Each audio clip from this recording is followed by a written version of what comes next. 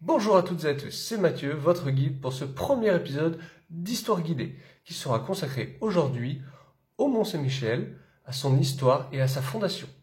Nous verrons dans une autre vidéo, deux autres vidéos ultérieurement, la visite virtuelle, confinement oblige, de l'abbaye et du village du Mont-Saint-Michel, et enfin la visite de l'abbaye en tant que telle.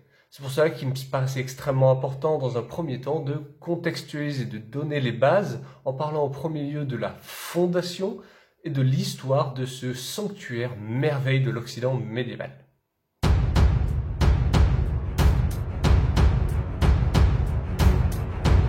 Le mont Saint-Michel, ou plus précisément le mont Tombe, puisque c'est son nom original, est une île d'environ 80 mètres de haut qui se trouve dans la Manche, à la base de la péninsule du Cotentin, en Normandie. Oui, désolé pour nos amis bretons, mais le mont Saint-Michel, c'est en Normandie, géographiquement et administrativement, désolé. Cette petite île granitique apparaît il y a environ 600 millions d'années, et cet endroit devient vite un lieu de refuge, d'activités diverses et variées, comme la pêche ou la récolte de sel, mais aussi de spiritualité. Un des Celtes avait très rapidement érigé un monument à son sommet, très vite repris et transformé par les Gallo-Romains. Après la christianisation, des ermites créèrent sans doute des petites communautés sur l'îlot au 5e et au 6e siècle. Mais le mont Tombe devient réellement le mont Saint-Michel en 708. C'est en effet en 708 que Aubert, l'évêque de la ville voisine d'Avranches, reçoit la visite nocturne pendant ses rêves de l'archange Saint-Michel. Et Saint-Michel veut absolument avoir un sanctuaire, un oratoire à sa gloire au sommet du mont Tombe. Donc ça réveille Aubert, mais Aubert il prête pas vraiment attention, il ignore un petit peu tout ça, et il va qu'à ses occupations pendant la journée. Mais la nuit suivante, Saint-Michel revient, et cette fois il est un peu plus énervé, un peu plus insistant, il veut vraiment un sanctuaire au sommet du mont Tombe, à sa gloire. Et là, Aubert commence à flipper, il commence à bien avoir peur. Premièrement parce que c'est impossible, il estime que c'est quasiment impossible. Et puis surtout, il pense que c'est l'œuvre du diable, que c'est le diable qui le tente, qui lui demande de faire des choses impossibles. Donc il prend peur et refuse d'écouter ces rêves-là. Donc la troisième nuit, l'archange Saint-Michel revient et cette fois il est bien énervé. Et pour être sûr que l'évêque Aubert a bien compris et va vraiment exécuter ses ordres, il appuie avec son doigt sur le crâne de Saint-Aubert, très fortement, et il y laisse son empreinte. Bon, cette fois, Aubert, il a bien compris. Il faut vraiment construire un sanctuaire à Saint-Michel au sommet du Monton. Donc il va s'y atteler.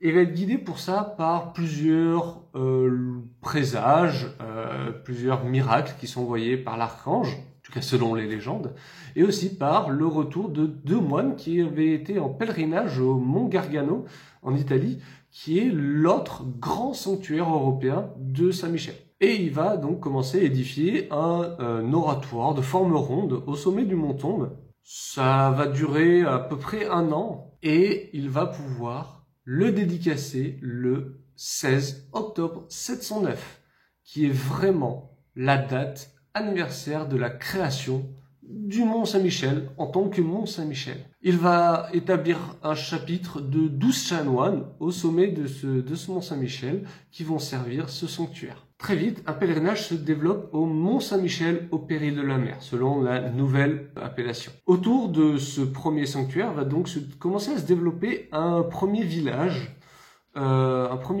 qui va servir à abriter les travailleurs, c'est-à-dire les maçons, les tailleurs de pierre, mais aussi des endroits pour accueillir tous ces pèlerins. Donc on va avoir des hôtelleries, des auberges, et aussi des marchands de souvenirs. Oui, de souvenirs. On va vendre des petites médailles et de l'eau bénite, tout ce genre de choses-là. Oui, vous pouvez vous dire, ça n'a pas beaucoup changé par rapport à la période actuelle où on retrouve principalement au Saint-Michel des restaurants, des hôtels et des vendeurs de souvenirs.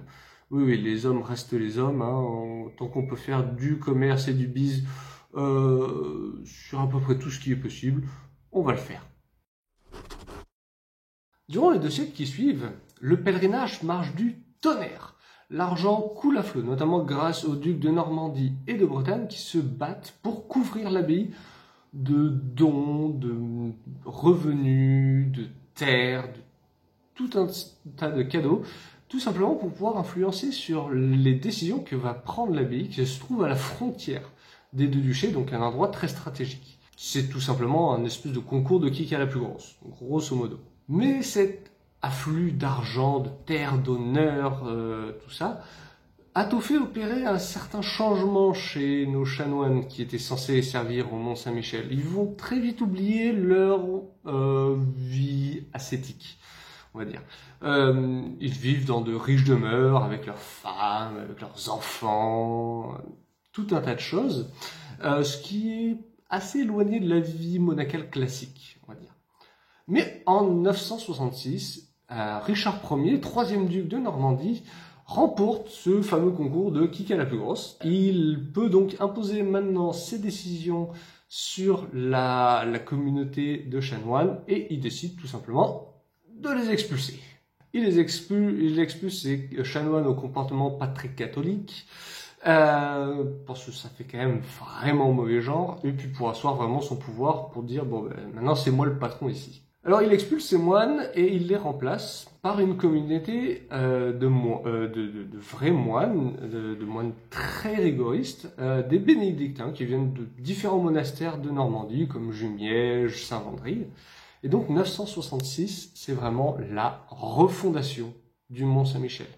Les bénédictins qui observent vraiment de façon très très rigoureuse leurs règles, les règles de Saint-Benoît, se mettent au travail immédiatement, dès qu'ils arrivent. Et leur premier objectif, c'est de construire une nouvelle église qui se situera à l'emplacement exact de l'ancien oratoire d'Aubert du 8e siècle.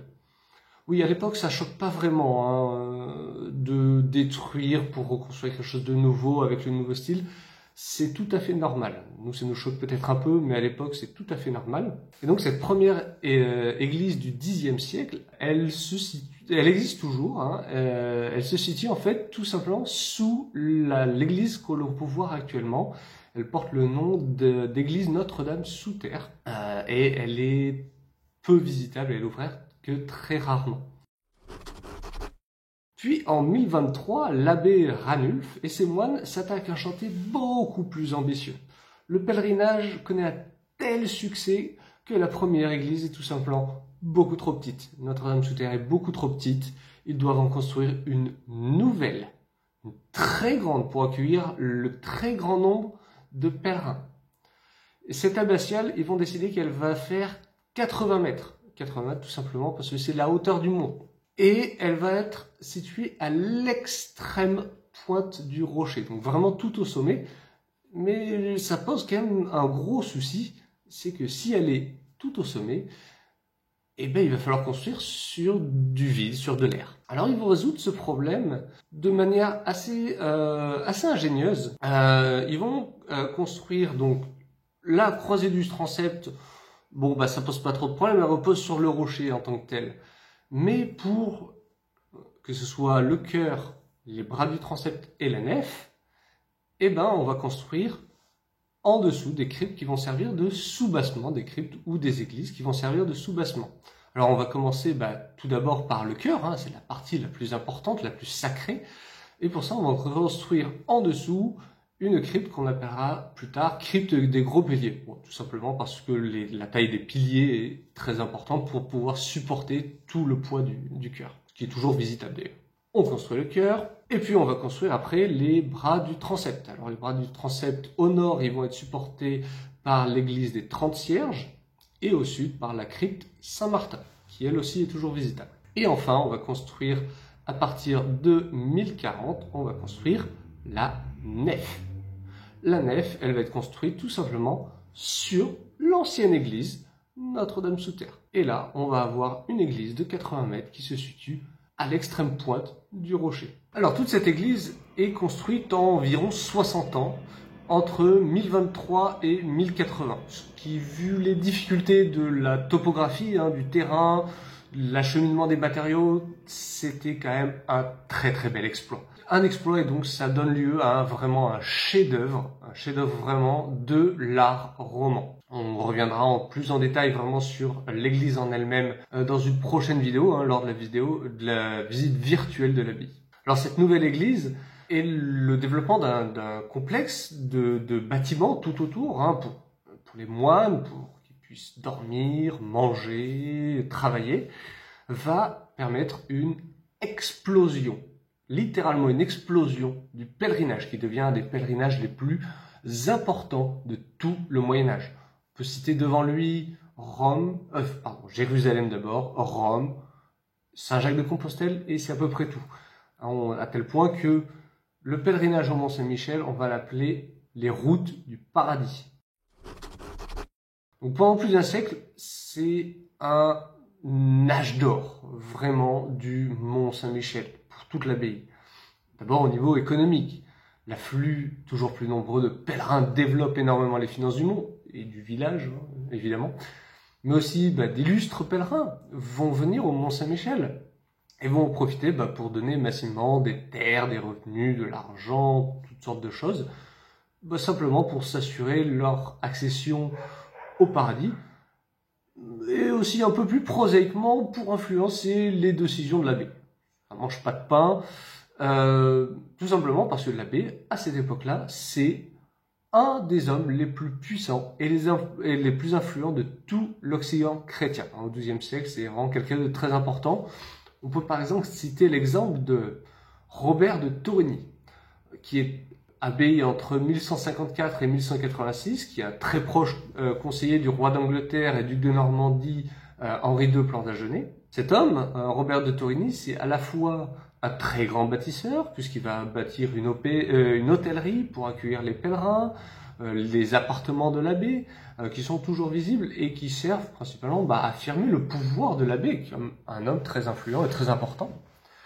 Mais aussi c'est un très grand lettré, il connaît très très bien le latin, il va traduire et commenter des œuvres telles que Pline l'Ancien ou Saint-Augustin.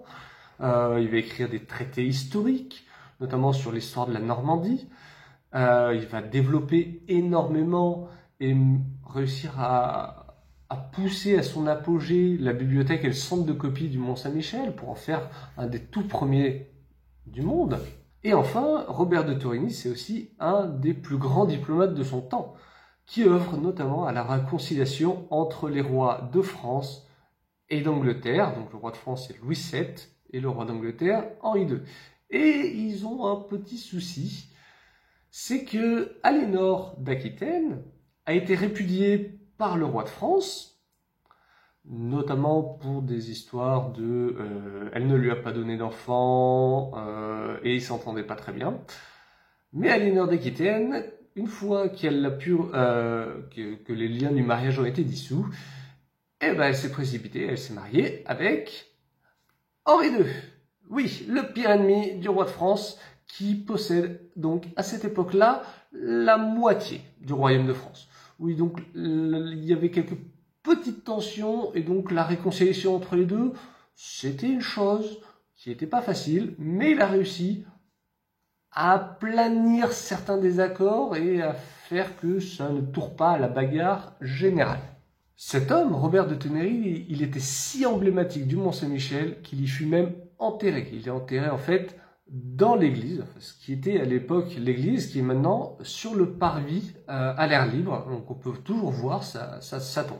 C'est donc pendant cet âge d'or du XIIe siècle que l'abbaye devient aussi ce qu'on appelle la Cité des livres. La Cité des livres, c'est tout simplement une des plus grandes bibliothèques de l'Occident.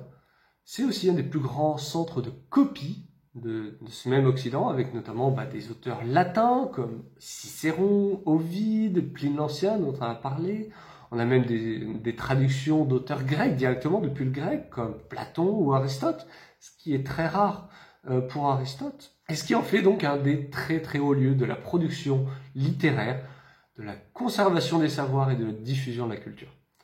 On peut admirer d'ailleurs une partie des collections du Mont-Saint-Michel au scriptorial d'Avranches, à quelques kilomètres, qui possède quand même près de 200 manuscrits médiévaux. Alors cet âge d'or du Mont-Saint-Michel va prendre fin très brutalement en 1204. Cette année-là, le roi de France Philippe de Auguste va lancer une très grande offensive pour s'emparer de la Normandie, des mains du roi d'Angleterre et aussi duc de Normandie, Jean sans Terre. Alors pour cette invasion en règle, le roi de France attaque depuis le sud-est de la Normandie, depuis l'île de France, en suivant la vallée de la Seine, notamment pour pouvoir s'emparer de Château-Gaillard, qui est un des plus formidables châteaux forts du Moyen-Âge. Mais il s'allie aussi avec le duc de Bretagne, Guy de Thouars, qui attaquera lui depuis l'ouest, en direction du Cotentin.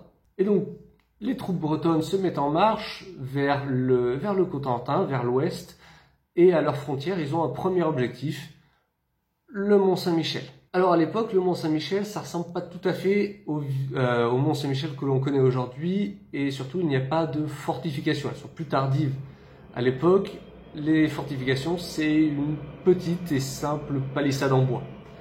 Alors évidemment, ça n'arrête pas l'armée bretonne de Guy de Thouars, qui prend le village relativement aisément. Et là, Guy, il fait pas de détails. On pille toutes les baraques et on massacre tous les habitants. Tout ça qu'on peut trouver en tout cas. Mais avec l'abbaye, il tombe sur un os. Un gros os, très dur. Parce que c'est tout en pierre. Et c'est bien défendu. Alors, il est forcé de se replier. Il ne prendra pas l'abbaye. Mais avant de se replier, il décide de mettre le feu à tout le village. Il crame tout. Le gros problème, c'est qu'à l'époque, le village, comme la plupart des villages médiévaux, les maisons elles sont faites en bois et en torchis. Et le bois et le torchis, ça brûle très bien. Très rapidement, le feu devient complètement hors de contrôle. Se propage très vite, se propage même jusqu'à l'abbaye et détruit certains des bâtiments destinés aux moines. Une bonne partie en fait. Alors, quand Philippe de Auguste apprend la nouvelle, il est très choqué. Il est très choqué et surtout, il a beaucoup de remords et il craint la colère divine. Donc, après avoir pacifié et consolidé son pouvoir en Normandie, il ne faut pas déconner, il y a des priorités, il donne des montagnes d'or, une véritable fortune pour la reconstruction des bâtiments de l'abbaye. Oui, on n'est quand même jamais trop prudent.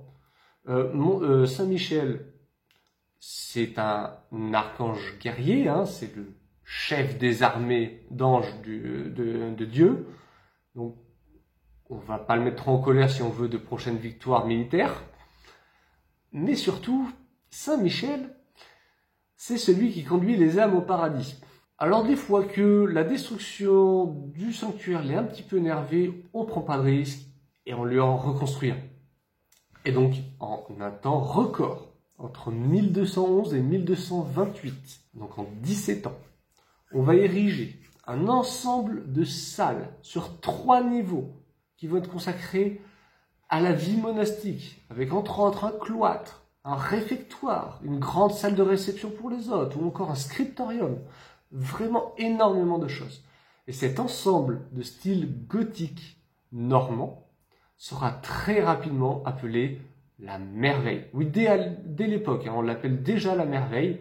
C'est un nom qui continue aujourd'hui. Et on comprend très vite d'où ça vient quand on la voit pour la première fois, ou même quand on continue à la voir. Mais ça, on y reviendra encore plus en détail dans la prochaine vidéo, dans une prochaine vidéo sur la visite virtuelle de l'abbaye.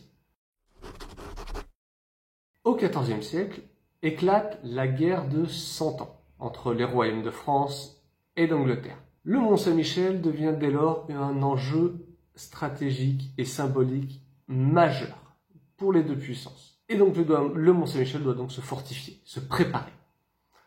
Alors on commence tout d'abord par fortifier l'abbaye, avec un châtelet d'entrée, quelques tours, et puis on va commencer à prendre un petit peu plus peur, puisqu'en 1356, les Anglais occupent l'île de Tomblaine, qui est seulement distante de 3 km du Mont-Saint-Michel.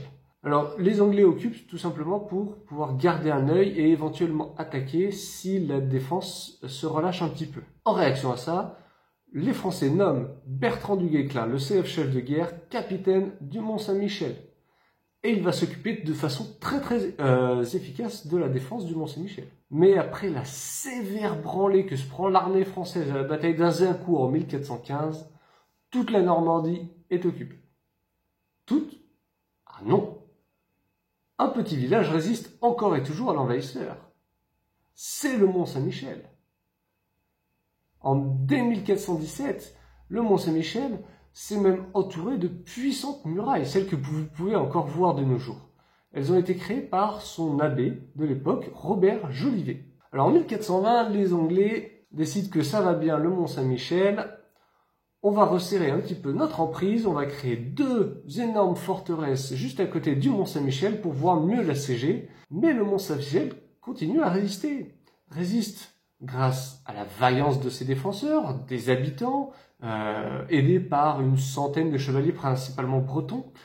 Eux aussi, grâce à son insularité qui rend tout blocus, tout réel siège en règle extrêmement compliqué. Pourtant, les Anglais, ils sont bien aidés. Ils sont aidés par quelqu'un qui connaît très bien la place, qui connaît très bien le Mont Saint-Michel, c'est Robert Jolivet. Oui, vous avez bien entendu, Robert Jolivet, celui qui a construit les murailles. Et oui, depuis, il a magnifiquement retourné sa veste et est passé du côté anglais. Pour donner un ordre d'idée, il va même participer au procès de Jeanne d'Arc, donc du côté anglais, en 1431. Voilà. Mais les vaillants défenseurs vont réussir à tenir pendant 17 ans, entre 1423 et 1450, avec de multiples assauts.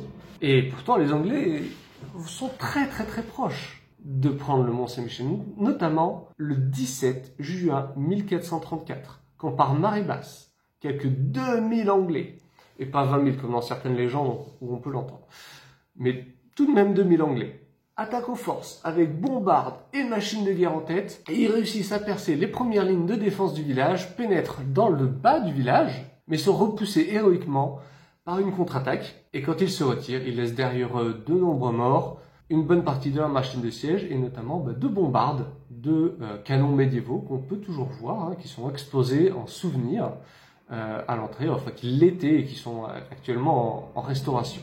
Les Anglais finissent par évacuer la Normandie en 1450, après leur défaite à Formigny, qui se trouve pas très loin de Bayeux.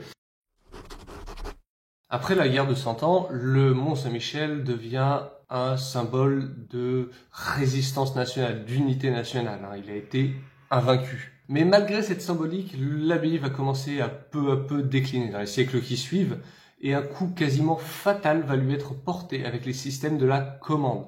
Alors la commande avec un E et pas avec un A. Alors le système de la commande, c'est tout simplement le fait pour le roi de pouvoir désigner l'abbaye de n'importe quel monastère en France en fonction de ses services rendus. L'abbaye peut être confiée donc à toute personne proche de la cour royale évidemment, qu'il soit clerc ou laïque, et qui touche alors une grande partie des revenus de l'abbaye, sans avoir à s'y impliquer du tout, ou même visiter son abbaye. Alors c'est une récompense qui est plutôt pratique pour le souverain, puisque ça lui coûte rien à lui, mais par contre ça récompense et ça rapporte beaucoup d'argent à ceux qui deviennent les nouveaux abbés, qui eux par contre se contrefichent totalement de ce qui peut bien se passer dans leur monastère. Par contre, pour les monastères, une grande partie de leurs revenus vont à quelqu'un qui ne les visite même pas, qui s'implique pas du tout dans la vie de l'abbaye. Donc ils deviennent plutôt pauvres et donc ils ne peuvent pas se développer ou ils ne peuvent pas entretenir des bâtiments qui sont devenus beaucoup trop grands. De plus, dès le XVIe siècle, le Mont Saint-Michel se transforme de plus en plus en prison, ce qu'on appellera la Bastille des Mers, et dont il est quasiment impossible de pouvoir s'évader. Mais par contre, les conditions de vie à l'intérieur sont vraiment insupportables. Il y a de l'humidité, du vent, il manque de lumière, la promiscuité, enfin bref, c'est vraiment atroce. Avec la Révolution française, l'abbaye devient un bien national, est nationalisé et se développe encore plus en tant que prison d'État. Ce qui est d'ailleurs assez ironique, c'est que le Mont Saint-Michel va être appelé le Mont Libre. Oui, pour une prison, c'est un peu particulier. Mais ça n'empêche pas que la prison y reste et est toujours aussi horrible. Vont y être détenus notamment 300 prêtres réfractaires. Alors les prêtres réfractaires, ce sont des prêtres qui ont refusé de jurer et de prêter serment à la constitution civile du clergé en 1790 et qui sont donc suspects d'être contre-révolutionnaires. D'ailleurs, ils ne sont pas souvent que suspects, ils sont réellement contre-révolutionnaires. En parallèle, l'abbaye est vidée de tous ses moines, puisque la Révolution française abolit tous les vœux monastiques. Donc, Il n'y a plus de moines en France, tout simplement. Cette abbaye continuera de fonctionner pendant toute la première moitié du 19e siècle, dans des conditions absolument horrible, insupportable,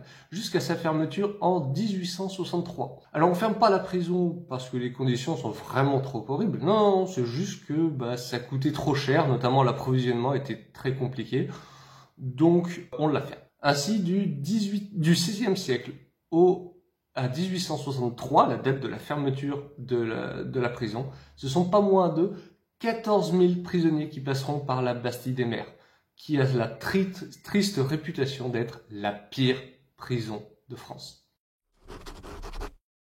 Alors, paradoxalement, malgré les dommages qui ont été causés par les aménagements de la prison, cette phase carcérale va réussir en fait à sauver l'abbaye, qui sinon en fait aurait été transformée tout simplement en carrière pour la pierre. En 1874, le site est même classé au titre des monuments historiques, et ce qui assure donc sa protection et sa restauration peut donc commencer. Alors, les débuts de la restauration sont assurés par l'architecte Édouard Corrier, qui est un élève de Viollet-le-Duc, et ils sont notamment marqués par l'élévation d'une nouvelle tour-lanterne sur l'église, celle qu'on peut voir actuellement, qui est donc faite dans ces années 1890, qui est faite en style néo-gothique, c'est une réinterprétation du gothique, et elle est surmontée d'une statue dorée de Saint-Michel terrassant le dragon, qui est placée là en 1897 par le sculpteur Emmanuel Frémier. Après le temps des grandes restaurations vient le temps du développement du tourisme,